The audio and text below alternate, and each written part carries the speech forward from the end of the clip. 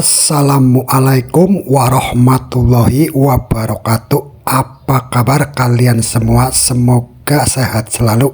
Amin ya robbal alamin. Abu Nawas adalah karya sastra yang menyatukan antara mitos dan fakta sejarah dengan gaya yang penuh warna. Nama Abu Nawas terkenal dari periode Abbasiyah yang terkenal dengan karya-karya sastra dan puisi yang penuh dengan humor. Dalam kisah ini, mari kita telusuri sebuah narasi fiktif yang menggambarkan asal-usul kitab Al-Quran. Abu Nawas yang memadukan elemen-elemen fantasi dengan konteks sejarah. Abu Nawas dikenal sebagai seorang penyair yang bijaksana dan cerdik dengan kecerdasan dan daya tarik yang memikat hati banyak orang. Karyanya tidak hanya sekedar puisi, tetapi juga mencerminkan kebijaksanaan dan kedalaman pemikiran yang jarang ditemui pada zaman itu. Pada suatu malam yang tenang, di bawah sinar bulan purnama, Abu Nawas duduk di dalam kamarnya mengagumi keindahan langit malam. Ketika ia sedang merenung, tiba-tiba seorang malaikat yang teramat bersinar muncul di hadapannya. Malaikat itu membawa sebuah kitab yang terlihat sangat berharga dan bercahaya. Lalu Abu Nawas meskipun terkejut merasa bahwa kehadiran malaikat tersebut membawa pesan yang sangat penting. Kemudian malaikat itu berkata, "Abu Nawas, Allah telah memerintahkan saya untuk memberikan kitab ini kepadamu.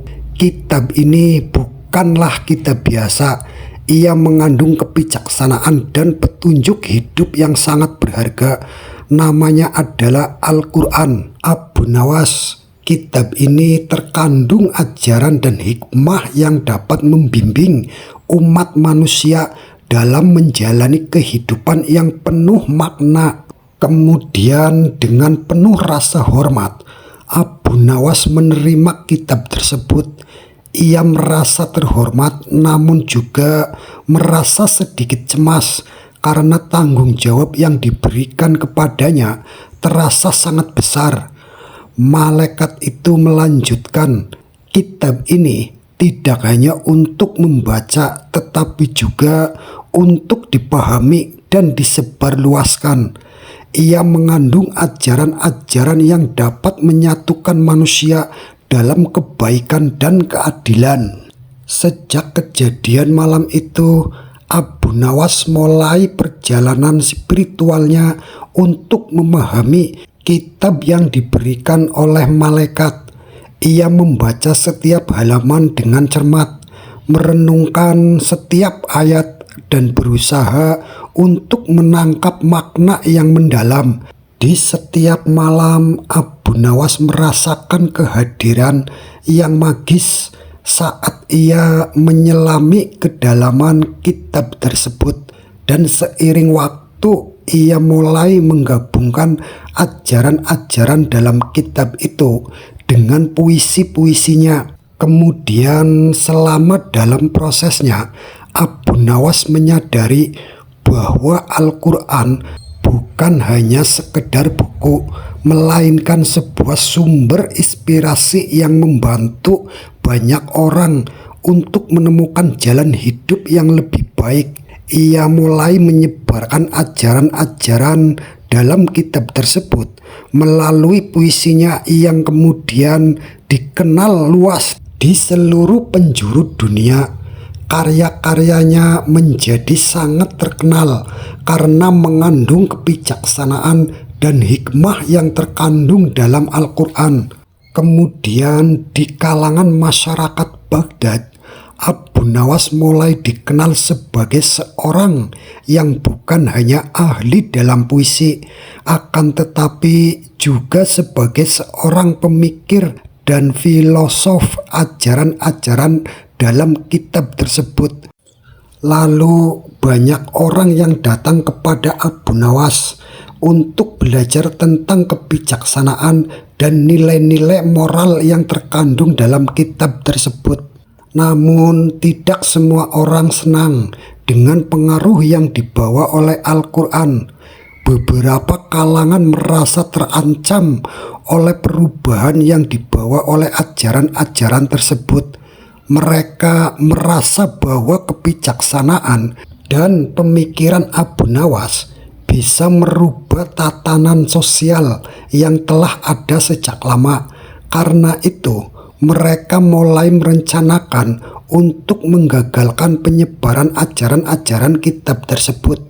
Kemudian Abu Nawas meskipun menghadapi tantangan dan tekanan, akan tetapi tetap teguh dalam misinya untuk menyebarluaskan ajaran-ajaran dari kitab tersebut. Dan ia terus menyampaikan pesan-pesan kebaikan, keadilan, dan cinta kepada sesama melalui puisinya dan ceramahnya. Seiring berjalannya waktu, pengaruhnya semakin luas dan banyak orang yang mulai menghargai nilai-nilai yang diajarkan dalam Al-Quran. Pada suatu ketika, saat Khalifah Harun al-Rasyid mengadakan perayaan besar di istananya, Abu Nawas diundang untuk membacakan puisi di hadapan Khalifah dan tamu-tamunya. Dalam kesempatan itu, Abu Nawas membacakan puisi yang mengandung ajaran-ajaran mendalam dari kitab tersebut.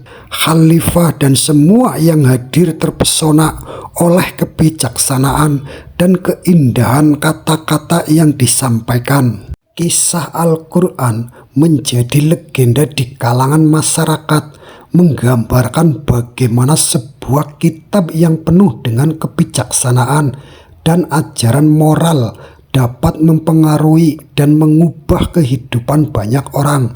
Dan Abu Nawas pun dikenang bukan hanya sebagai penyair, tetapi juga sebagai penyebar ajaran-ajaran yang mendalam dari kitab tersebut.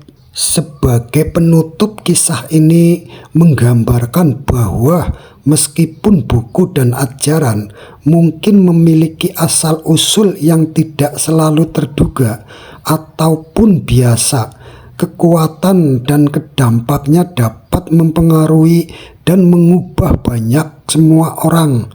Abu Nawas dengan segala keunikannya tetap menjadi simbol kebijaksanaan dan keindahan dalam tradisi sastra dan spiritualitas.